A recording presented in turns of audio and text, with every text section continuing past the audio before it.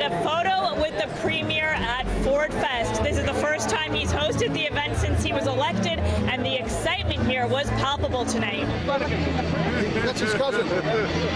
The massive lineup to get into Ford Fest started early. Thousands of people turning out to the event, which for the first time is being hosted by the Premier of Ontario. Now that Doug's the Premier, we're back again. We're continuing the tradition. He's a breath of fresh air.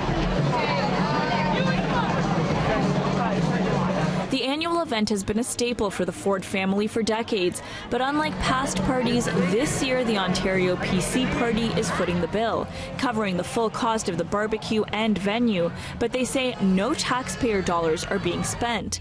This year, too, the expectation that there would be some backlash here. The Ford government has recently made controversial decisions, like its plan to cut Toronto City Council in half and its reversal of the modernized sex ed curriculum, which saw thousands of students walk out of class just yesterday.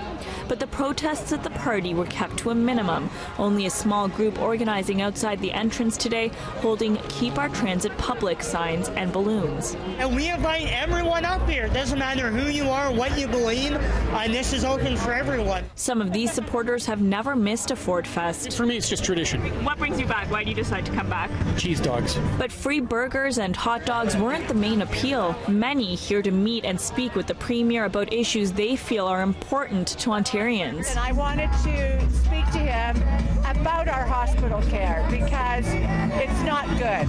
It's really not good. I have an amazing idea to help with our huge addiction problem in Canada, and he agreed when I met him in Orangeville to sit down and chat with me, and I haven't heard from him yet, so I'm here to say I have this wonderful idea. Kim Passero didn't have much luck trying to get the Premier's attention because the crowds surrounding him when he eventually arrived were huge.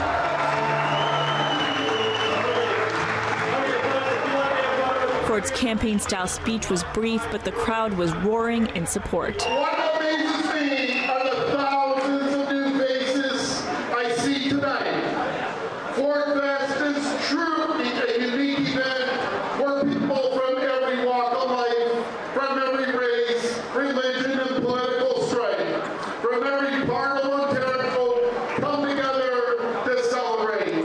At Ford Fest, it's not about the red team or the team, it's about the people. It is worth noting that at last year's Ford Fest, before the Premier ran for his party's leadership and ultimately won the provincial election, he actually announced his intention to run for Toronto Mayor this year. For City News, I'm Yazdani.